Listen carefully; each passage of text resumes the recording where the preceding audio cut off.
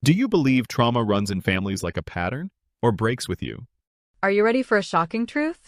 I broke every rule and won, and the only thing I changed was this. I stopped paying to be loved. I knew I was done the second my daughter leaned close at her own engagement dinner and whispered, almost casually, that I was nothing but an ATM. She said it like she was reminding me of my role, as though my presence at the table was conditional on how fast I could swipe my card or transfer another few thousand into the account I had quietly opened years ago. I remember forcing a smile, raising my glass as if I were toasting her happiness, but inside I made a decision that I had avoided for decades. I was finished financing disrespect, and that night became the line I would never cross back over. On the drive home, I thought about how many times I had stepped in with money I did not really have just to cover her choices. Rent when her roommate bailed, the extra fees when she switched majors halfway through college, the trip she had to take to Europe that was supposed to change her life. Every time she asked, I found a way, convincing myself that if I gave enough, she might see me as more than a walking wallet. I was divorced, working long shifts in hospital billing, saving carefully, and cutting corners for myself so she could live as if nothing was ever out of reach. Somewhere along the way, I stopped being her mother and became her financier, and that whisper at the table told me she knew it and had no shame in saying it out loud. That night, instead of crying, I opened my laptop. Years earlier, I had created the wedding account under my name. It was supposed to be a joint fund where she would contribute later when she was more stable, but of course, that never happened. Every deposit came from my paychecks, bonuses, and tax returns. I kept the paperwork because working in billing teaches you to never rely on memory when numbers are involved. The account was legally mine, but I never mentioned that part because I wanted her to feel supported, not policed. As I looked at the balance on the screen, I realized that money had become the leash she kept me on. If I kept paying, she would keep pulling, and I would never see her respect. I moved the funds back into my own savings account with one transfer, my hands steady the whole time. Then I wrote a note in the account's description field, something short and sharp that I knew she would eventually see: pay for yourself. I also scheduled a simple email to go out in the morning with the same phrase: no explanation, no justifications, no paragraphs of pleading. It was the cleanest act of rebellion I had ever taken, and it cost me nothing except the illusion that money could buy me love. For the first time in years, I slept without grinding my teeth. The next morning, I woke up to a phone vibrating nonstop. Lena called, then texted, then called again. By the time I checked, there were voicemails stacked one after another, each angrier than the last, each demanding to know where her money had gone. She had already planned payments to the florist and the photographer, and she was furious that the transfers bounced. My chest should have been tight with guilt, but instead, I felt something I had not in years control. Every voicemail reminded me of the comment she made at dinner, every word digging the same knife deeper: ATM, provider, not a person. I let the phone buzz against the counter while I made coffee, each ring confirming that I was finally free to stop playing the part she assigned me. By noon, my family group chat was blowing up. My ex-husband Tom sent a confused message asking if there was some banking error. His mother Judy jumped in before I could answer, typing in all caps that I was sabotaging my daughter's future and embarrassing the family. I didn't respond right away because I wanted them to sit with the silence, to realize that for once I was not rushing in to clean up. When I finally typed, I kept it simple: I moved my money. I will not be financing disrespect. If anyone wants more details, check the account log. That was it. No speeches, no pleading for them to understand. The backlash came instantly. Judy accused me of being jealous of my own daughter. Tom said I was making things harder than they needed to be, and Lena sent a string of texts that looked more like demands than conversations. The more they shouted into the chat, the calmer I felt. I had spent years thinking if I just gave a little more, they would thank me. Now I saw the truth clearly. The giving had erased me. I remember laughing quietly to myself when Judy typed that she would fix this mess, because I knew she had no idea how accounts, transfers, and contracts actually worked. She was about to discover that weddings are not run on family gossip, but on whoever signed the checks. I closed my phone and set it face down, feeling something settle in my chest like a stone finally put back where it belonged. I thought maybe the storm would die down, but by mid-afternoon the messages escalated. Judy hinted at calling vendors herself. Tom said I was risking being cut off from my own daughter's big day, and Lena ended her rant with, "You've ruined everything." I read it once, shook my head, and whispered out loud, "No, I just stopped paying for the privilege of being treated like nothing." That night, as I cleaned up dishes and ignored the buzzing phone, I realized this was only the first wave. Money had always been the family glue, and I had just dissolved it. Someone would try to force my hand, to paint me as the villain, to drag me back into the same role. But I was ready this time. I had the receipts, I had the contracts, and I had finally learned the one lesson I should have grasped years ago. You cannot buy respect, but you can stop paying for the lack of it. And sure enough, just as I was about to head to bed, a notification popped up from the venue manager's office with the subject line, "About your sponsorship." My stomach turned slowly as I opened it, because in that moment I knew this wasn't just about money anymore. This was about who actually held the power. By the time the sun came up the next morning, my phone was a battlefield of unanswered calls, angry voicemails, and messages that ranged from guilt-tripping to outright threats, and as much as part of me wanted to hit delete and move on, I knew I had to stay calm and let them reveal exactly how entitled they had grown to believe they were. Judy, my ex-mother-in-law, had apparently appointed herself head of what I later started calling the optics committee, because she was already in full performance mode, telling anyone who would listen that I had deliberately humiliated Lena by pulling out my support at the very moment when the spotlight was supposed to shine on her. As if weddings were measured not in vows, but in dollar amounts attached to flower arrangements and guest favors. Tom called around breakfast, his voice soft, almost apologetic, but the words were the same ones I had heard 1,000 times before. Could I just keep the peace? Could I not make this harder? Could I please understand that Lena was under stress and that Judy only wanted what was best? I almost laughed out loud because the pattern was so predictable, the same cycle that had played out during our marriage whenever money became tight and family expectations collided with reality, where I became the solution simply because I was willing to stretch myself thinner than anyone else. This time, I didn't argue and I didn't explain. I just told him that respect was not optional and that I was done financing a circus. Around mid-morning, Ethan reached out, but not in the loud, aggressive way Lena or Judy did. He sent a short text that simply said, "Can we talk privately?" And I sat with it for a while before answering because I wanted to measure how much of this was him trying to mediate and how much was him beginning to see that he had been pulled into something bigger than wedding logistics.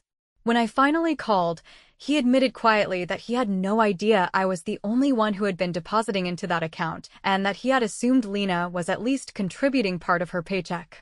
I told him plainly that assumption was his mistake, but I also told him he was not the first person to believe a story that looked good on the surface, but collapsed once you checked the receipts.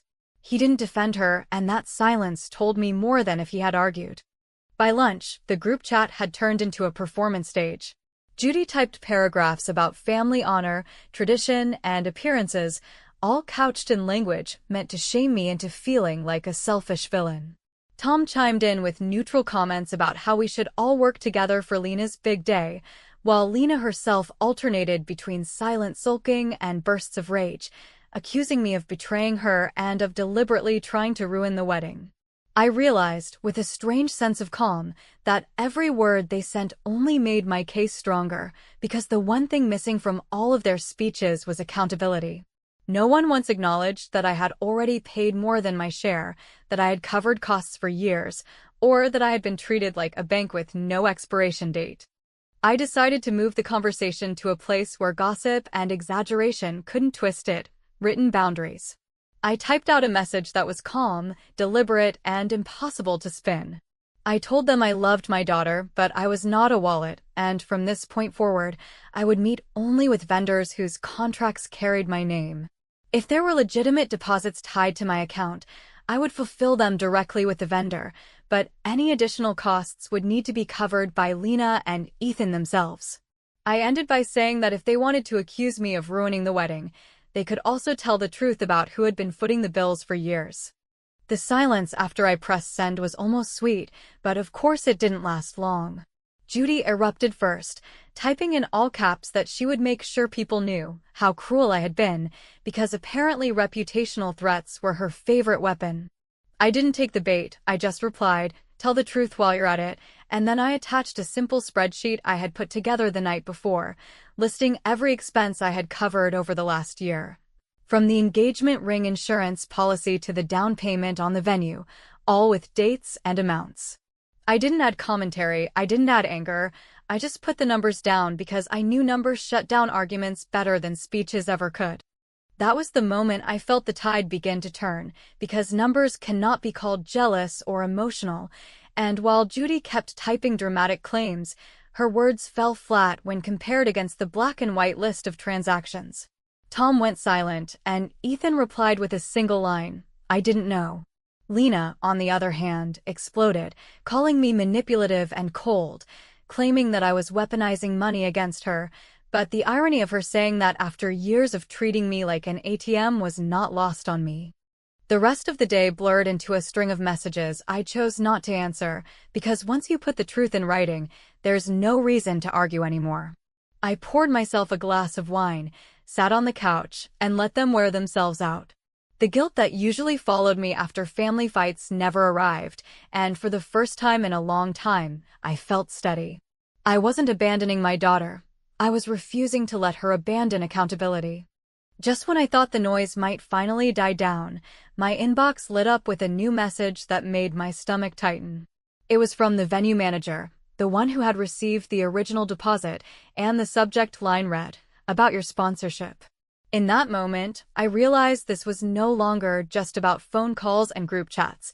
This was about contracts, signatures, and whose name actually mattered on the paperwork. The family could scream about optics all day long, but the venue had my name on file, and that meant the real battle was just beginning.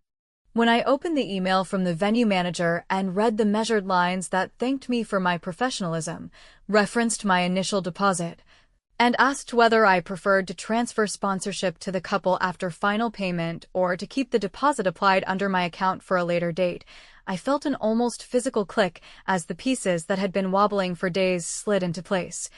Because in that careful corporate tone was the confirmation I needed that this was no longer about feelings or family roles or who could shout the loudest in a group chat, but about the oldest truth in any transaction, which is that the person whose name is on the contract is the person who gets to decide how the money moves. I replied without drama, thanking him for the clarity and asking for a full statement of the account along with copies of the signed documents that listed me as the payer and the terms that governed transfer or refund. And while I waited for his answer, I opened the folder on my laptop where I keep the scans of every major payment I have made since the day Lena first mentioned marriage. Because I learned a long time ago in hospital billing that memory is a lovely story, but paper is a verdict. And I wanted to be sure of the story the paper would tell if this exploded any further. The manager responded within an hour with attachments that were so clean and thorough they almost glowed.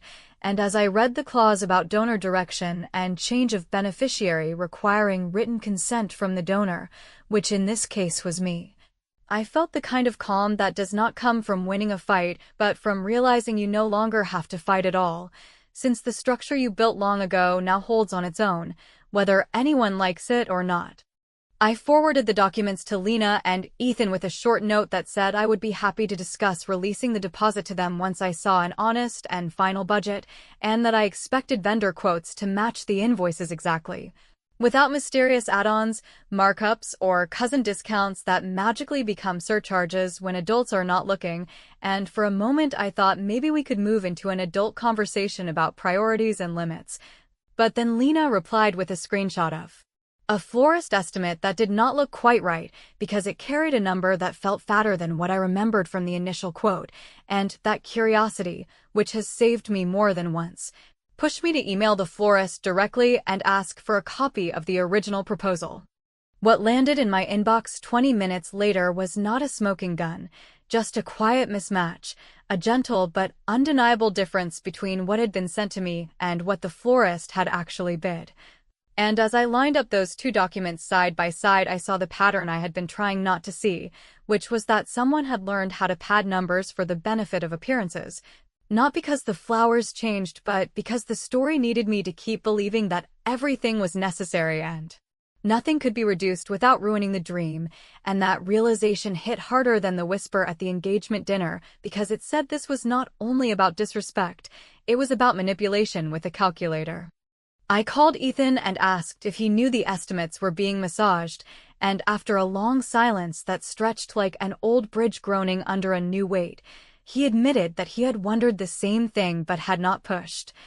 Because peace had felt more important than precision, and because every time he raised a question the response he got was some version of "you do not understand how these things work," which is the favorite sentence of people who like to hide unnecessary costs under a veil of urgency and taste. And I told him plainly that I understood exactly how things worked, that I had paid for how things worked for a very long time, and that the new rule was simple enough for a child to follow, which was that if a vendor did not put it in writing, I would not pay, and if a quote did not match an invoice, I would hold the money exactly where it already was.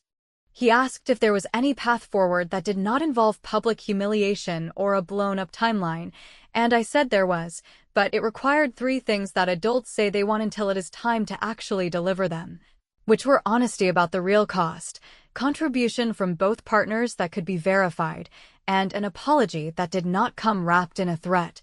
And I could hear him taking that in with the weary relief of someone who finally sees the floor after months of walking through fog.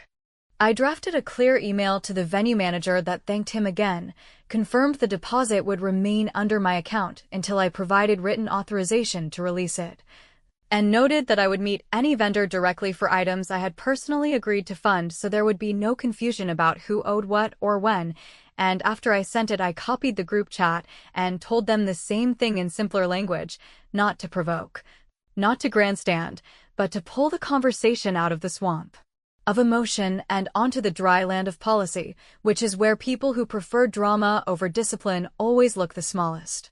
Predictably, Judy responded with a fresh round of accusations about cruelty and sabotage, and Tom attempted a folksy middle road that sounded kind but did not say anything, while Lena, realizing that the account was no longer hers to shake, posted a story online implying that I had blindsided her and walked away from my responsibilities without warning, and for a second my chest went tight because I know how fast a half-truth can become a reputation if you let it, but then I remembered the attachments sitting in my sent folder, the dates, the amounts, the threads where I asked for timelines and got delays, and the calm returned like a tide that took its time but never forgets where the shore is. I did not argue in her comments. I did not chase anyone with explanations. I simply sent one line to her phone that said, "Check your email and call me when you are ready to talk like an adult," and then I forwarded the full chain, the statements, the mismatched quotes, and the new conditions to her, to Ethan, to Tom, and to Judy, and as I hit send I knew I had shifted the frame from a shouting match to an audit, which is where the truth always feels heavier than the loudest voice, and I also knew that once the receipts were in the room there would be a new kind of silence, the kind that starts right before something important breaks. When Lena posted that story implying I had abandoned her without warning, I felt the familiar burn of anger rise, but instead of rushing to defend myself with frantic calls or long explanations, I forced myself to stay still. Because I knew the truth was already waiting in folders and email chains that could not be twisted by performance or sympathy. Her post gathered pity from her friends within minutes, little comments about how awful it must feel to be betrayed by your own mother, and though those words could have gutted me once upon a time, now they only confirmed that she was leaning on the one weapon she thought she still had, which was painting me as the villain before I could open my mouth. I didn't bite, not online and not in public, because the most effective reply to a lie is not louder volume but harder evidence, and I had plenty of that. I sent her one simple text that said, "Check your email," and then I hit forward on the entire chain of receipts I had been keeping for years, not only the venue deposit but every transfer, every paid bill, every emergency rescue she had forgotten the moment the money cleared. I copied Tom and Judy, and I included Ethan, because if he was going to marry into this family, He deserved to know what kind of stories were being built on the backs of other people's labor. The spreadsheet had 2 tabs, the first with totals, dates, and exact amounts of my contributions since college, the second with a running list of every time I had asked for a plan and gotten silence or excuses instead. There were no harsh words in the file, just numbers and timestamps, because numbers do not shout. They simply sit there and stare you in the face until you admit what they mean. It didn't take long for the silence to grow heavy. Tom wrote back first, his tone hesitant, saying he hadn't realized just how much I had already given, and though part of me wanted to snap at him for never asking before, I let the numbers do that work instead. Judy tried to carry on her performance, typing paragraphs about how lists and ledgers could never capture the spirit of family, but her words fell flat against the clean lines of the receipts. Ethan called me that evening, his voice subdued, and told me he had stumbled on something that shook him, a second online registry Lena had created without telling me or his parents. One designed to pressure his family for contributions by inflating what I had supposedly refused to cover. He sounded embarrassed, but also relieved to finally say it out loud. He asked me directly if I would come to a meeting to straighten this out, and for the first time I heard in his voice a man who wanted clarity more than he wanted peace. I agreed, but I set one condition that could not be bent. If we met, it would not be a casual sit-down full of vague promises and emotional appeals. It would be documented, and everyone would sign what they said they would do. I told him clearly that I had spent years trapped in conversations where words meant nothing and follow-through never came, and I was done participating in that theater. He didn't argue, he just said, fair, and promised to arrange it. The meeting took place at the venue office 2 days later. Judy walked in first, her face tight with righteous anger, and she immediately started in about betrayal, reputation, and how family was supposed to show unity to the world, as if unity could be purchased like another bouquet of flowers. Tom followed, quieter, but clearly nervous, and then Lena arrived with Ethan, who looked like he hadn't slept. I sat across from them with my folder, and, before the room could dissolve into performance, the venue manager stepped in holding the contract. He read aloud the clauses about the deposit, the donor, and the conditions for transfer, and his calm, professional voice cut through Judy's attempts at emotional manipulation like a knife. When the manager finished, I opened my folder and slid copies of the receipts across the table. I didn't raise my voice, I didn't dramatize, I just laid out the numbers that showed I had not only paid the deposit, but had carried dozens of hidden costs that Lena had never acknowledged. Tom leaned forward, scanning the papers with a frown, and finally said in a low voice that he had never realized how lopsided things had been. Judy snapped at him to stop being dramatic, but it was too late, because the evidence was sitting in front of him. I turned to Lena and told her calmly that I loved her enough to stop being used, that love meant drawing a line where respect had ended, and that my choice was not about punishing her but about refusing to keep participating in a system where I was treated like a machine with no feelings. She glared at me, her hands clenched on the table, and said, "Release the money or I will never forgive you." The words landed like a slap, but I didn't flinch. I had spent too many years bribing my way into conditional forgiveness, and I was done. I looked her in the eye and said one sentence that I knew she would never forget. Forgiveness that comes with a price tag isn't forgiveness at all, and I am not paying for it anymore. The room went still, Judy's mouth open mid-argument, Tom shifting uncomfortably in his chair, and Ethan staring down at the table with a mixture of shame and exhaustion. For the first time, I saw my daughter confronted not with excuses or defenses, but with the hard truth that money could not keep her power intact. As I gathered my papers and stood to leave, I could feel the weight of years lifting, not because the battle was over, but because the battlefield had finally shifted. It wasn't about who cried the loudest or who played the victim best. It was about contracts, receipts, and choices that could no longer be hidden. And as I walked out, I knew the next move would be mine, because I had stopped playing by their rules, and once you stop playing, you start winning. Love is not a ransom note, and the moment those words formed in my mind, I knew they would be the cornerstone of the decision I had to make, because everything in that meeting with my daughter, my ex-husband, his mother, And the venue manager had made one fact brutally clear: forgiveness had become a bargaining chip, and I was the one expected to keep buying it over and over again, with no end in sight, no matter how much it drained me emotionally or financially. When Lena looked me in the eye and told me that she would never forgive me unless I released the deposit, I understood that she had learned to weaponize my love, to turn it into leverage, and for years I had played along without even realizing the game. But in that instant the rules shifted forever. The days that followed were heavy with silence, but not the kind of silence that means peace. It was the silence of standoffs, of people waiting for me to break first, of family members expecting that I would cave the way I always had. Tom sent a few tentative messages about keeping family unity, but I ignored them because unity built on manipulation is not unity at all. Judy tried her usual tactic of sending long, emotional paragraphs that used words like betrayal, shame, and tradition, but they sounded hollow now that the contracts and receipts had been read aloud in front of everyone. Ethan stayed mostly quiet, though one evening he called and asked if I truly meant to stand by the conditions I had laid out, because he was trying to understand whether this was just a negotiating tactic or something deeper. I told him that I meant every word, that I was willing to contribute a modest gift after the wedding if Lena and he submitted an honest, corrected budget, and if Lena issued a genuine apology for calling me an ATM, but without those two things, the money would remain in my control and the deposit would not be transferred. He sighed heavily, said he understood, and admitted that part of him respected me for refusing to budge.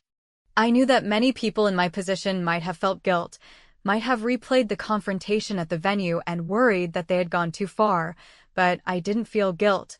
I felt clarity. And that clarity became sharper with every hour I resisted the pressure. For years, I had been buying scraps of affection with dollars I barely had, and the cost had been more than financial. It had been spiritual, draining me of self-respect, convincing me that love had to be purchased rather than earned.